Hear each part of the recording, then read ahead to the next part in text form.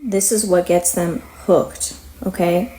It's that moon synastry, that moon Venus synastry, that moon sun synastry. I broke it down in a couple videos ago when I talked about Jeff Bezos and Lauren Sanchez. As controversial as the relationship is, out of all people, I understand why he chose her. It's easy to assume why she would choose him. He's like the richest, one of the richest men in the world, obviously. But it's interesting to see how synastry works in a chart. I'm going to tell you, look at his moon and his Venus. It will tell you what he is attracted to in a partner, period. Moon will tell you more specifically what he craves, what he desires. Also for your moon sign, it's what we crave, it's what we desire. It's like that innate part of ourselves that's not consciously expressed, but it is a big part of who we are. Venus is more conscious, it's more relational. If who you are is what he craves, is what is missing in him and brings out a part of himself that he's missing, that's attraction right there. But the thing is, don't just take this and run with it and like, okay, I need to look at his moon and Venus and I need to see what I need to be. No. Your power is in seeing if his placements and what he craves and what he desires and what he's attracted to is in alignment with who you are authentically. That's the only way that you're both going to be able to meet each other's needs, really. This is why moon sign synastry is so important when it comes to relationships from an astrological perspective. The reason why this works, and maybe take this as a lesson to know what to look for in a partner and what you will bring out in a partner. I'm going to explain soon. We can say everything under the sun about her, but we cannot deny the game, okay? This is his chart. Literally pulled it up online so you can see that. Just got this from online, right? He has a Capricorn stellium. So we know, big boss, big provider, big money. Moon is in Sag. Just looking at the very basic, her sun and her Venus is in Sag. So what this tells me, just looking at simply that, obviously brings out a side of him that he always had within himself, may have struggled to really bring it out because of all that Capricorn energy, right? She brings fun, she brings excitement, she brings adventure, she brings spontaneity, all that Sag energy. Basically, she is the embodiment of what he craves emotionally, what he desires emotionally. Just looking at that and then obviously knowing their relationship, it's really not about how much money you have, especially if you're a woman. It's not about how much money. It's not about how beautiful, even though she's pretty, like let's not deny that. She looks great, especially before whatever she did to her face. Even after the fact, it's what feeling do you bring out in the other person? What are they missing that you have? And he was missing that excitement. He was missing that spontaneity. He was missing that fun. She's the exact embodiment of that in the way that he needs. So that's why I say that moon synastry is so important when it comes to relationships, because your moon sign is what you desire. It's what you crave. It's who you are at the core. And my last video about moon signs, just the one I posted about moon, people with Taurus placements, her moon is in Taurus, and look at her dating history, okay? She only dated up and she only dated people that could elevate her in some way, shape, or form. So again, he kind of has that piece as well that she craves and that she needs. What you need to do is you need to look at what energy you embody dominantly. Like what essence do you have, right? Really hone in on that, like your moon sign and your Venus sign, right? And your sun sign, like really hone in on those parts that represent you and especially your femininity and how you embody that, because it's going to attract somebody who kind of feels like that's what's missing in them.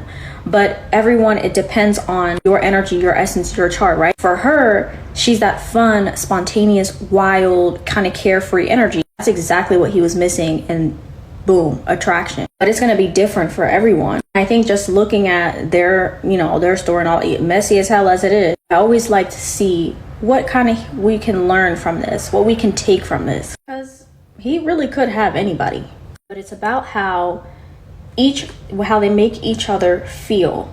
That's why I say it's the moon sign that is the decision maker, in my opinion, when it comes to relationships. Is how is that person fulfilling your moon sign? How is that person fulfilling what you need and what you might be missing in yourself? You might even be attracted to what's kind of missing internally. So delve into that moon sign, understand it. I've made several videos on it, and I even somebody would ask for some. This is why There's a good reason why this combination is so common in synastry charts of married couples. Both of these planets are feminine and nocturnal, so both of them operate in the realms of emotions, feelings, sense of intimacy, closeness, and both of them shape the way we give and receive love. So the conjunction itself would oftentimes indicate that you guys speak the same love language. There is this general kind of feeling of affinity between you two. You understand each other, you understand how to nurture one another. There is a sense of harmony and warmth in your relationship. However, a disclaimer, if you have an afflicted moon or Venus natally, so let's say there is moon and it's squaring your natal Saturn, when a person with their Venus enters your life, not only are they going to conjunct your moon, but they're also going to square your Saturn. So the wounds that you might have had in your childhood related to emotional deprivation or starvation, perhaps feelings of unworthiness, there is a good chance that this person with the Venus entering your life might also re-trigger those. So we're going to talk about this combination in its purest sense. So what happens if this combination occurs in the sign of Aries? We essentially have these two feminine planets in this fiery masculine sign that belongs to Mars. Neither of them have any dignity in this sign, and if anything, Venus is actually a detriment in Aries. So Moon Venus in Aries is not the type of love that is fuzzy, calm, passive. That is the type of love that needs intensity and need to sort of feel alive. This is where affection is shown with actions, and this is where everything becomes very fiery. So there can be this crazy passionate love, but there also can be these crazy passionate arguments. You have to remember that Moon essentially seeks security, feelings of safety, but in the sign of Aries and the sign of Mars, it might not always find that emotional kind of like safety. So this might spark arguments around how love is expressed or what is needed for this Moon person to feel truly safe in relationship. With this combination occurring in the prideful sign of Leo, it can be expressed a little bit different because Leo is all about validation. So this mutual feeling of admiration and validation is crucial here, because if one of you guys don't feel truly admired or appreciated by another person, this can trigger some serious feelings of hurt. Both of these in the sign of Leo want to be celebrated, they want to be seen. So it's not uncommon to come across a couple who have this combo in Leo that where a man does these grand gestures of affection. They'll buy you like 1,000 roses or take you on expensive trips to like beautiful restaurants, gonna show you off on the Instagram. So it can be very loud, it can be also very dramatic. But at the same time, this means that the arguments might be like very dramatic, especially if one of you hurts the other's ego.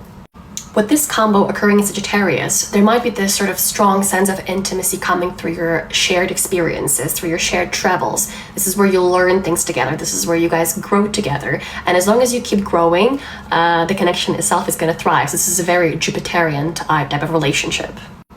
Sagittarius is also a very freedom-loving sign, so chances are if you guys come together as a couple, if you move in together, you will still have your own separate lives. You will still have like separate hobbies or things that you work on independent of one another, which is great, because a lot of the times these Jupiterian type of relationships do need the sense of independence to truly feel fulfilling. However, Sagittarius is also a mutable sign, so it's a little bit all over the place, it's a little bit scattered, and if other things in synastry chart or composite indicate this, another person might feel like they're not stable enough, they're not consistent enough to truly build something solid together. And also because the sign values freedom so much, if one of you is being way too clingy for the other person might just get scared and run away. There is that risk, unfortunately, with Sagittarius. There's a good reason why this combination is so common in synastry charts of